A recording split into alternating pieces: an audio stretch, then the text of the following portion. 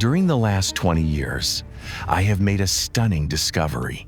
Across two great spiritual traditions, Theravada, Buddhism, and Orthodox Christianity, there exists a moment of stillness described in almost identical terms. The Buddhists call it the Signless State. In Christian mysticism, it is the signless condition that precedes Theosis. Though separated by culture, language, and centuries of history, both point to the same inner experience, the threshold before awakening. As I studied these paths more deeply, it became unmistakable. The signless state in Buddhism and the signless state of Christian orthodoxy are not two different realities, they are one and the same. Both describe the quieting of all mental images, all forms, all conceptual grasping. Both traditions reveal that only in this signless depth can the soul or the mind touch ultimate freedom. And because this state is described as the final step before Nibbana in Buddhism and the final step before Theosis in Christianity, this is more than a philosophical parallel. It is a profound proof that the two traditions aim at the very same goal: union with the infinite. This film is the story of that convergence of how two ancient paths, traveling different landscapes, arrive at the same luminous summit. Nibbana and Theosis may appear different in doctrine, but in the lived mystic experience, they converge. The unconditioned, the timeless, the luminous, the signless. And this signlessness is not the end of life, but the beginning of true life. Not an escape from the world, but the freedom to live within it without grasping, without fear, without separation. The signless state is the doorway. Stillness is the key, and what lies beyond is the same profound awakening, forever present, forever real, forever free. Soft closing pause. Let stillness take you there. This is what Christian Theosis has to say on the signless state. In the heart of Christian Theosis lies a truth both intimate and immeasurable. The journey beyond every image, every concept, every boundary of the mind. Theosis speaks of becoming radiant with the uncreated light, the light that reveals itself only when all signs fall away. In the signless state, the soul no longer clings to form or symbol. It enters a stillness where God is not approached through imagination, but met in his essence as pure presence. Here, the self dissolves into the luminous mystery of divine communion. Nothing is grasped. Nothing is rejected. There is only the quiet unveiling of what has always been. Theosis whispers that beyond thought, beyond doctrine, beyond every spiritual effort, there is a simple, radical union. The soul resting in the infinite, without signs, without edges, without separation. This is not an escape from the world, but the deepest fulfillment of it, a return to the silent heart where the human and the divine become one. From the book, A Manual of Theosis. When stillness arises together with watchfulness, the mind is both calm and clear.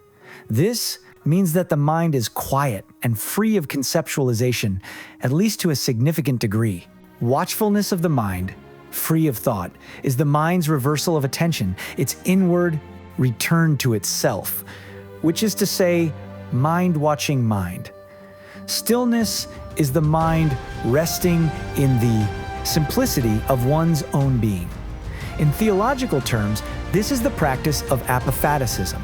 Practically speaking, apophaticism means being released into the signless, verbal, emotional, and sensory signs, which are the web of sign relations that frame the world of internal and external perception. By entering into signless awareness, perception ceases being bound by conceptualization, and so becomes introspection, inner vision.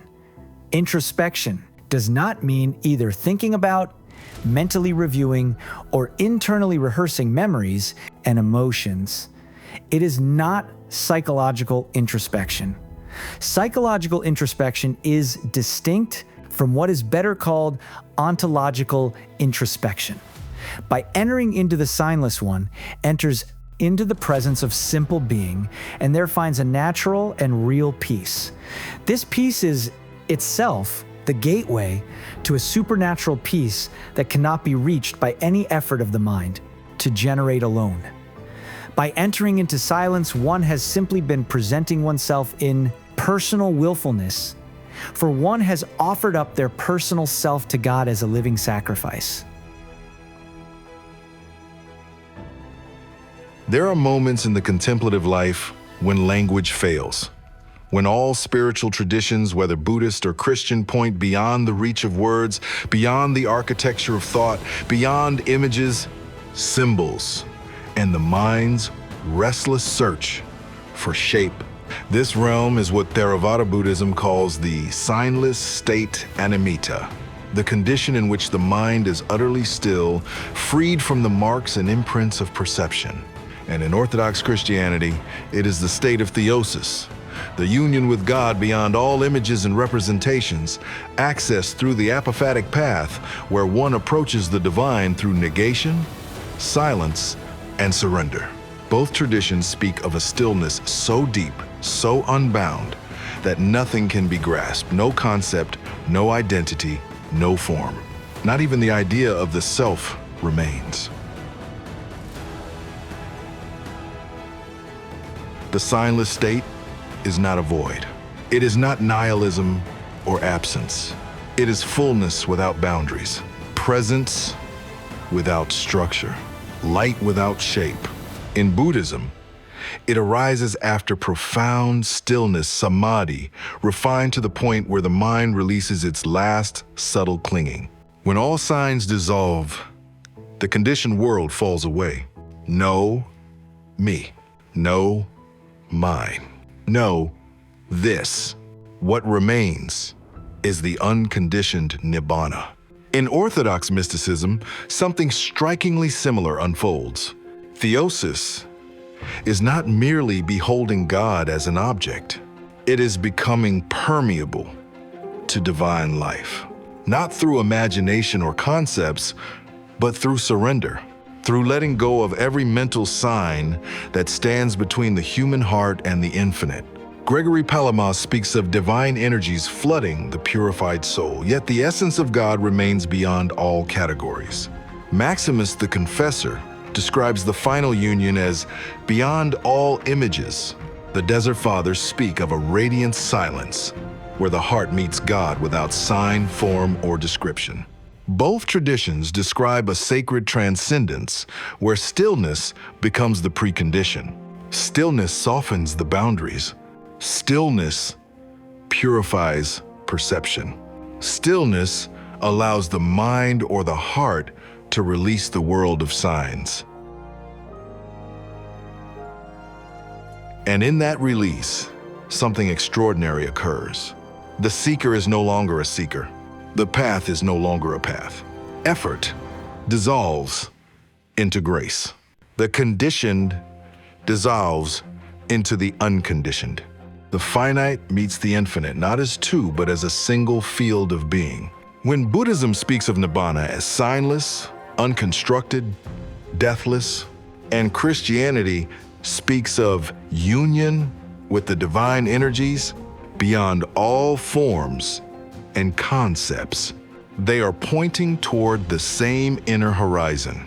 Different languages, different metaphysics, different symbols, but a shared experience. The ground of all being revealed only when the mind ceases to grasp. The luminous depth that cannot be owned. The freedom that cannot be defined. The signless state is not an achievement. It is a letting go, a melting, a surrender into what always already is. Theravada masters say, there is no thing to be attained. Orthodox mystics say, there is nothing to be added to the image of God within you. Both speak of a quiet revolution, When the last sign falls away, when the inner winds settle, when the mind stops shaping reality, the heart awakens to a truth beyond duality. Nibbana and Theosis may appear different in doctrine, but in the lived mystic experience, they converge.